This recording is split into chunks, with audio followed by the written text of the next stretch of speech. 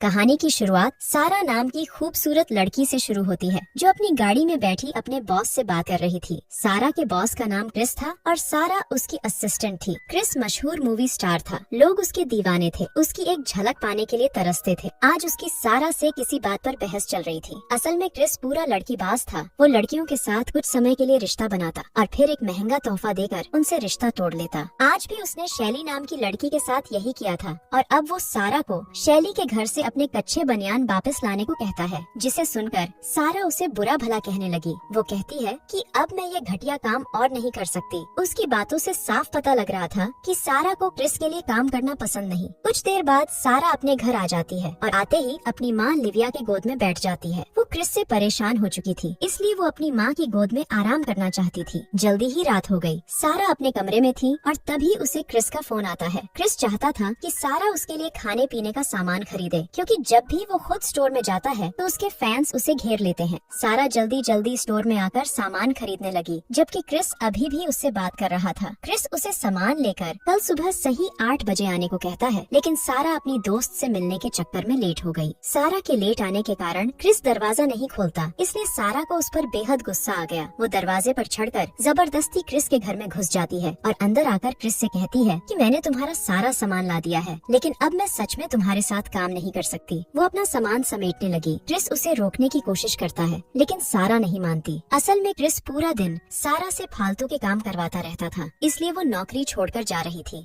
थोड़ी देर बाद सारा अपने घर पहुंच गई। वो अपनी माँ को सब बताती है कि मैंने क्रिस की नौकरी छोड़ दी, जिस पर लिविया उसे समझाती है कि तुम्हें जो सही लगे तुम वो ही करो, मैं हमेशा तुम्हारा साथ दूंगी। दूसरी तरफ सारा के बिना क्रिस काफी परेशान था, क्योंकि उसे हर काम सारा से करवाने की आदत थी। सारा के जाने से उसे महसूस हो गया था कि उसने सारा को कितना परेशान किया है, इसलिए वो अगले ही दिन सारा से मिलने उसके घर पहुंच गया। घर के अंदर लिविया गाने सुनते सुनते सफाई कर रही थी। कई बार घंटी बजाने पर भी जब दरवाजा नहीं खुलता तो क्रिस खुद ही अंदर आ गया, जबकि दरवाजे की आवाज से लिविया को लगा कि घर में कोई चोर घुस आया है। वो चोर की धुलाई करने की तैयारी कर लेती है, लेकिन जैसे ही उसकी नजर क्रिस पर पड़ती है तो वो हड़बड़ा जाती है, क्योंकि ये कोई चोर नहीं बल्कि ये तो उसकी बेटी सारा का बोस था, जो उससे मिलने आया था। क्रिस के पूछने पर लिविया बताती है कि सारा इस वक्त घर पर नहीं है। क्रिस को सारा से जरूरी काम था, इसलिए वो उसका इंतजार करने का फैसला करता है। लिविया क्रिस को बिठाकर जल्दी जल्दी अपने कमरे में आकर अच्छे से तैयार होकर क्रिस के सामने आती है। सारा अपनी राइटर दोस्त मॉली के साथ थी, जबकि इधर लिविया और क्रिस घर में घूम रहे थे। क्रिस के पूछने पर लिविया बताती है कि मैं राइटर हूँ, मेरी बहुत सी किताबें छप चुकी हैं। ये सुनकर क्रिस हैरान होने लगा, क्योंकि सारा ने उसे ये बात कभी नहीं बताई थी। घर देखने के बाद ये दोनों दारू पीने लगे और दारू पीने के साथ साथ दोनों खूब सारी बातें भी करते हैं। लिविया बताती है कि 10 साल पहले एक हादसे में मेरे पति की मौत हो गई थी। तब से मैंने किसी भी आदमी को अपने करीब नहीं आने दिया। मैं तो किस करना भी भूल गई हूँ। दोनों ने कुछ ज्यादा ही दारू पी ली थी, इसलिए वो दोनों एक दूसरे के करीब आने लगे और क्रिस उसे किस करना सिखाने लगा। आज 10 साल बाद पहली बार किसी ने लिविया को किस किया था, इसलिए उसकी गुफा में तूफान मचने लगा और वो क्रिस पर टूट पड़ती है। वो उसे अपने कमरे में लाकर पहले अपने कपड़े उतारती है और फिर उसकी शर्ट फाड़ देती है। अभी दोनों ने शुरू ही किया था कि तभी सारा घर वापस आ जाती है। वो एक अंगूर मुंह में डालकर लिविया को पुकारती हुई उसके कमरे की तरफ बढ़ने लगी। वो जैसे ही दरवाजा खोलती है तो अपनी माँ को क्रिस की सवारी करते देखकर वो जोर से चिल्लाती है और अंगूर उसके गले में अटक जाता है और वो दीवार से टकराकर बेहोश हो जाती है। कुछ देर बाद सारा अस्पताल में थी। वो अपनी माँ को अपने बॉस से दूर रहने को कहती है, जबकि लिविया का कहना था कि तुम्हें इतना बुरा मनाने की कोई जरूरत नहीं, हम तो सिर्फ अपनी प्यास बुझा रहे थे। इतने में डॉक्टर आकर सारा को देखने लगा और तभी क्रिस भी वहाँ आ जाता है, क्योंकि वेटिंग रूम में उसके फैंस ने भीड़ लगा ली थी। क्रिस को देखते ही डॉक्टर अपना काम छोड़कर उससे बातें करने लगा, क्योंकि वो भी उसका बहुत बड़ा फैन था, जबकि सारा को ये देखकर गुस्सा आने लगा था। कुछ देर बाद जब वो घर आते हैं तो क्रिस सारा को बताता है कि मैं चाहता हूँ कि तुम काम पर वापस आ जाओ, लेकिन सारा मना कर देती है। उसका कहना था कि अगर अब मैं काम पर वापस आई तो लोग कहेंगे कि मेरी माँ ने मेरे बॉस के साथ सोकर मुझे काम दिलवाया है। क्रिस उसे समझाता है कि मैं यहाँ तुम्हारी माँ के साथ प्यास बुझाने नहीं आया था, बल्कि मैं तो सच में तुमसे ही मिलने आया था। सारा अपने बॉस से कहती है कि साले, तुमने मेरी माँ के साथ जो कांड किया है वो दोबारा नहीं होना चाहिए। ये सुनकर क्रिस उससे वादा करता है कि ऐसा कभी नहीं होगा। कुछ दिनों बाद क्रिस शूटिंग कर रहा था और सारा भी उसके साथ थी। उसी रात को लिविया नई किताब पर काम कर रही थी और इसी बीच उसे उसे क्रिस का मैसेज आता है। वो लिविया से मिलना चाहता था, लेकिन लिविया मना कर देती है। क्रिस कहता है कि मैं सिर्फ तुमसे बात करना चाहता हूँ। ये सुनकर वो मान गई और अच्छे से तैयार होकर क्रिस से मिलने पहुँच गई। सारा मॉली के साथ क्रिस की स्क्रिप्ट पर काम कर रही थी, जबकि इधर लिविया क्रिस के साथ एक होटल के कमरे में थी। दोनों एक दूसरे से वादा करते हैं कि उस दिन जो हुआ वो दोबारा नहीं होगा।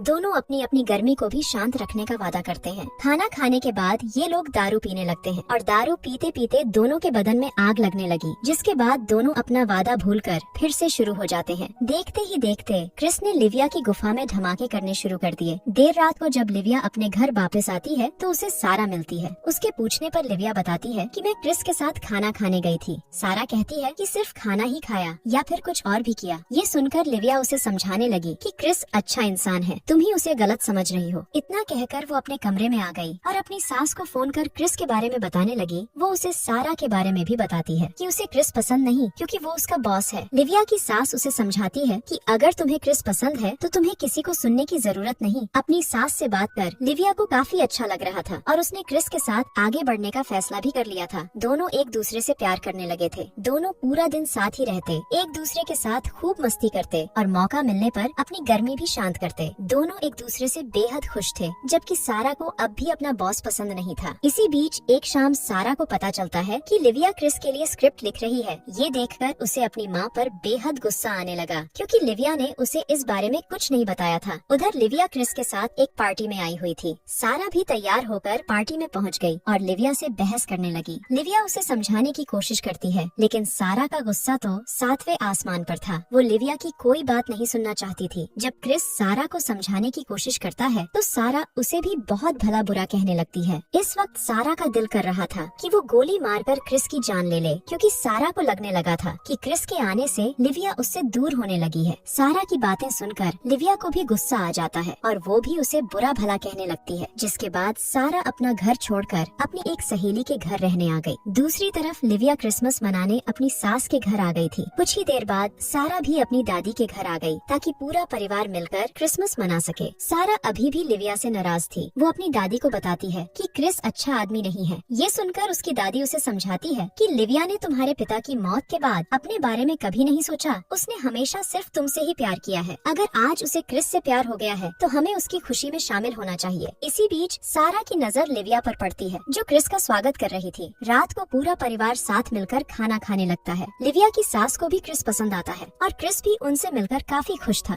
खाना खाने के बाद दोनों सास बहू बैठकर बातें करने लगती है। लिविया बताती है कि सारा का बाप मुझसे तलाक लेना चाहता था, क्योंकि उसका किसी और के साथ चक्कर चल रहा था, लेकिन तलाक लेने से पहले ही उसकी मौत हो गई और उसके चक्कर के बारे में किसी को कुछ पता नहीं चला। क्रिसमस मनाने के बाद अगले ही दिन ये लोग वापस जाने लगे। जब सारा क्रिस की गाड़ी में सामान रखने लगती है तो उसे गाड़ी में वही तोहफा मिलता है, जिसे देकर क्रिस लड़कियों से ब्रेकअप करता था। सारा समझ गई कि अब वो उसकी माँ से ब्रेकअप करने वाला है। पहले तो सारा कुछ नहीं बोलती, लेकिन जब वो सभी लोग घर वापस आ जाते हैं तो सारा से रहा नहीं जाता और वो लिविया को तोहफा दिखाकर बता देती है कि क्रिस जब भी ब्रेकअप करता है तो लड़की को यही तोहफा देता है और अब ये तुम्हारे साथ भी वही करने वाला है। लिविया को सारा की बात पर यकीन हो जाता है और वो क्रिस को अपने घर से जाने को कह देती है। कुछ दिनों बाद नया साल था, लेकिन कोई भी खुश नहीं था। इसी दौरान सारा क्रिस से मिलने उसके घर आती है। यहाँ क्रिस उसे बताता है कि मैं तुम्हारी माँ से ब्रेकअप नहीं करना चाहता था, मैं तो उससे बहुत प्यार करता हूँ। वो तोहफा तो शैली ने वापस कर दिया था और मैं उसे गाड़ी से निकालना भूल गया था। सारा भी समझ गई थी कि क्रिस अच्छा इंसान है और वो सच में उसकी माँ से बहुत प्यार करता है, इसलिए उसका मूड ठीक करने के लिए वो उसे एक स्टोर में ले आती है। दूसरी तरफ सारा की दादी लिविया को लेकर स्टोर में पहुँच जाती है। जैसे ही लिविया अंदर आती है तो उसकी नजर क्रिस पर पड़ती है और दोनों एक दूसरे को देखकर हैरान होने लगते हैं। असल में ये सब तो दादी पोती की योजना थी, ताकि वो लिविया और क्रिस को मिला सके। सारा अपनी गलती के लिए दोनों से माफी मांगती है और वहाँ से चली जाती है। कहानी के आखिर में लिविया भी क्रिस को माफ कर देती है और इसी के साथ इस कहानी का यही अंत हो जाता है। हमारी वीडियो देखने के लिए बहुत बहुत धन्यवाद। अगर आप ऐसी ही वीडियोस के दीवाने हैं तो प्लीज मेरे चैनल को जरूर सब्सक्राइब करें। मिलते हैं अगली वीडियो में, तब तक के लिए नमस्कार।